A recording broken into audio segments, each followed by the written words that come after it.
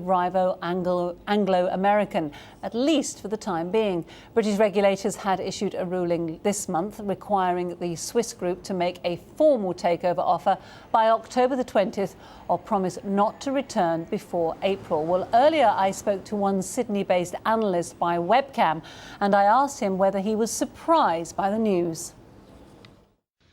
Look, all indications prior to this announcement had been that they had absolutely no willingness to raise the bid. So, no, it's not particularly surprising. Really, the only way they could have gone forward with this was to make a higher offer.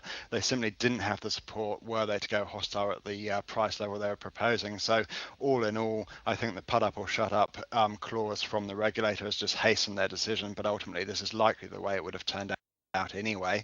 Having said that, I wouldn't be surprised to see Xstrata look elsewhere or potentially return to the table with Vale or Anglo in the future. Really, this level of the resource sector does need to look at consolidation, given BHP and Rio are proceeding in that direction.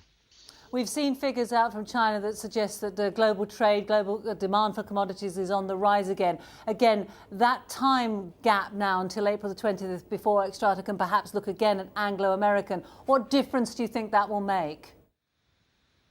Well, I think we're going to have much greater clarity on the rebound from China and the effectiveness of their stimulus efforts. Our view is that we are going to see continued strength, particularly in the iron ore markets, the bulk commodities. That's really what Xstrata's been keen on. I think if Xstrata does make an acquisition outside of Anglo or in discussions with Vale, then it's likely to be in the coal space, possibly in South Africa, possibly also in Australia. There's a number of companies that would fit the bill. So in terms of the difference, by April, they may have made another smaller acquisition, which would obviously impact their willingness to talk to Anglo. Well, let's update you now on some of the